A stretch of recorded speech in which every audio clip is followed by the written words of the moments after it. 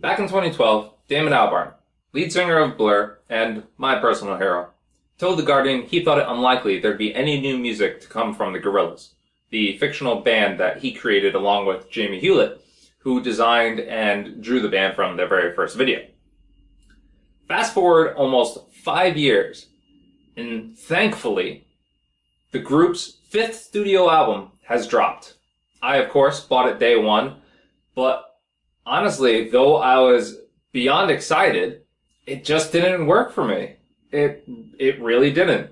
So I didn't make a video at the time, but after several months of listening to it, I have to say, I'm in love with the album, and it is easily the group's best piece yet. Well, is it better than their self-titled debut?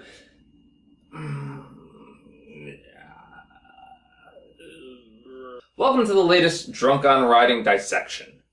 This happens to be the first piece that is focused entirely on a piece of music, which is why we're in my lovely little music corner.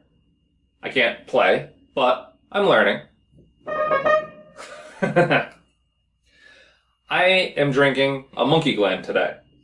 If you missed the Patron exclusive video about how I made this just a couple minutes ago, which was a very fun little video, head on over to patreon.com/drunkonwriting and check it out.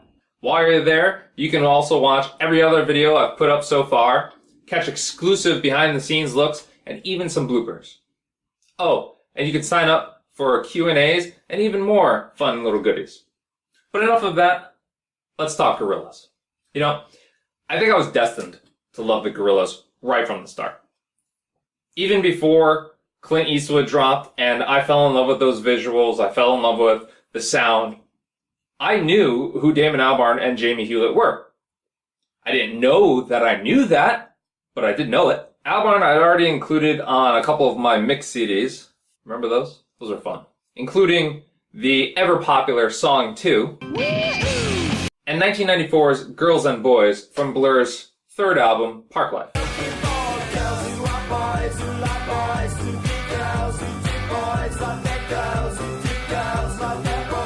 That one's still a favorite of mine. And Hewlett, of course, I knew from Tank Girl. He was actually one of 2 loves that I brought home after watching that movie. The other one, of course, being Bjork. She's a nutcase, and I love her for it. But after drawing and working with the Gorillaz for well over a decade, Jamie Hewlett got a little bit, should we say, bored of the band.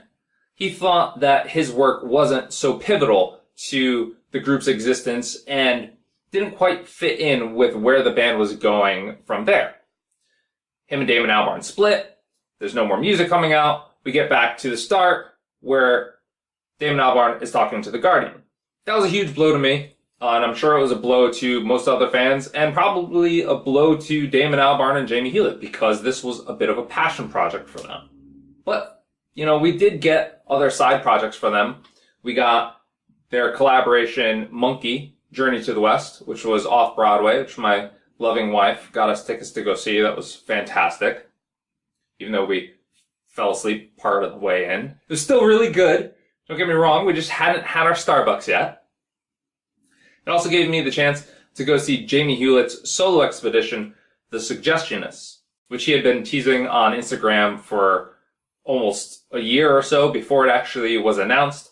And that was great. I didn't get the chance to buy any of it because it was ridiculously expensive, and I just don't have that kind of money. What I have is a, $50 poster that he signed, which, to me, that's perfect. But back in 2016, Jamie Hewlett started teasing something else, and eventually it was confirmed. Humanz was going to be on its way. Woohoo! But despite any excitement I had from that announcement, when that first single, Hallelujah Money, dropped, I was a bit let down.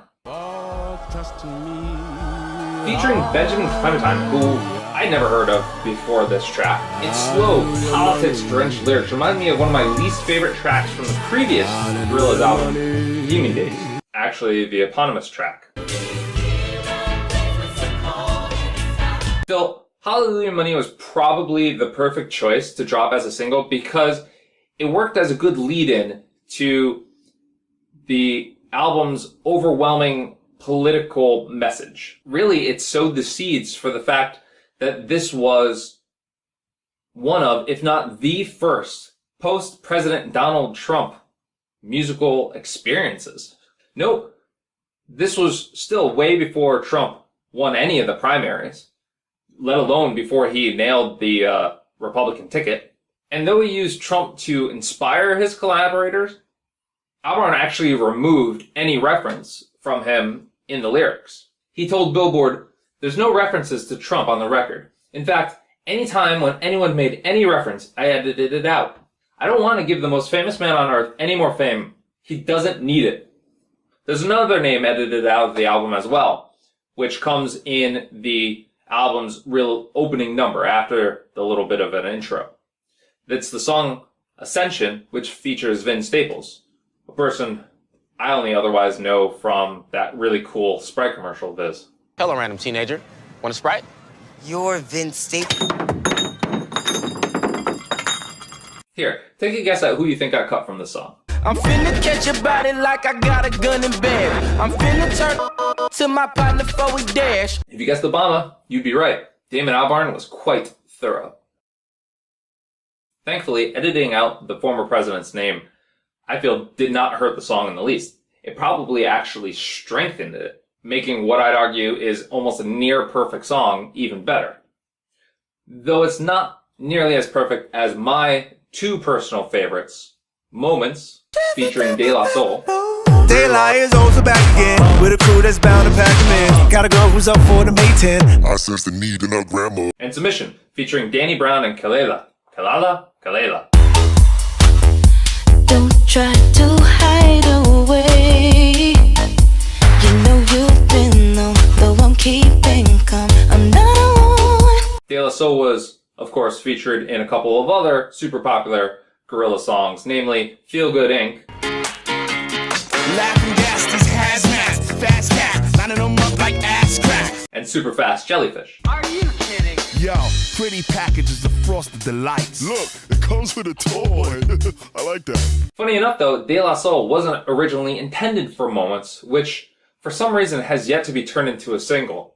What's going on there, guys? That song is the best.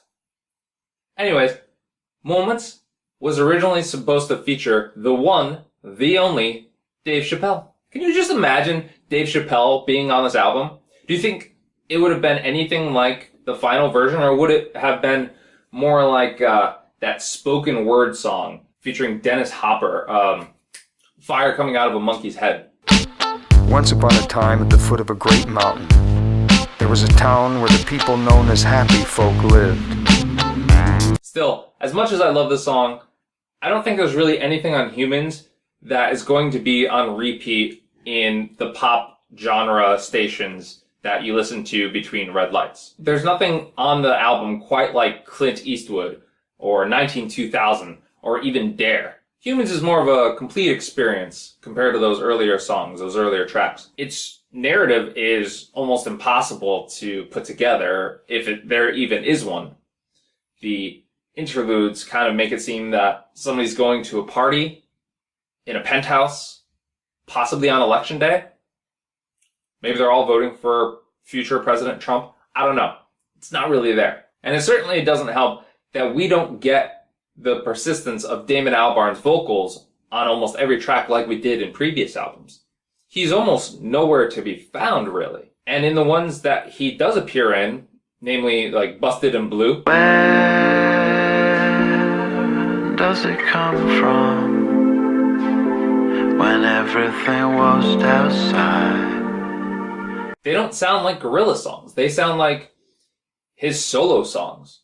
Which, don't get me wrong, I really enjoy it. But that's not the Gorillaz, that's Damon Albarn. Still, Humanz works without Damon Albarn because it relies so heavily on its guest appearances. Gorillaz has worked as an intro to underground hip-hop right from the start, when Del the Funky Homo Sapien made Clint Eastwood the kind of song everyone tried in vain to memorize. I, of course, already knew Del from Tony Hawk. So guys, take your cue from this little number. You gotta wash your ass if you must. You gotta wash your hair if you must. You gotta brush your teeth if you must, or else you'll be funky. But because I enjoyed his work so much on the original Gorillaz album, I went back and bought almost the entirety of Del's collection, especially Deltron 3030, which I still listen to this day. That is a fantastic album, even if its sequel didn't really hold up that well. And that, of course, eventually led me down the rabbit hole that is Dan the Automator's catalog. The same is likely to happen here. Kalala, who I mentioned was featured in Submission, is dropping her debut album sometime around nowish. And I've already picked up Kilo Kish's album, Reflections in Real Time. Oh, one other thing the Gorillaz specializes in that they do really well are their B-sides. G-sides? P-sides. Question is, will we be getting an H-sides out of this album? We sadly did not get a P-sides out of Plastic Beach or T-sides from The Fall, but this album is perfect for remixing. And Damon Albarn actually noted that there were a number of extended cuts and outtakes and alternative tracks that he left on the cutting room floor. If there's even a chance we can get anything nearly as beautiful as 1-2-D3, I'm going to be right there.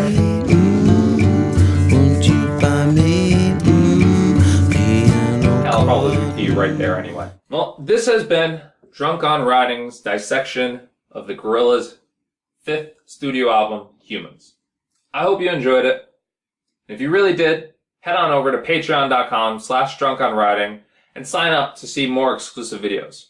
Or simply like the page here, follow me on Twitter, or follow me on Facebook.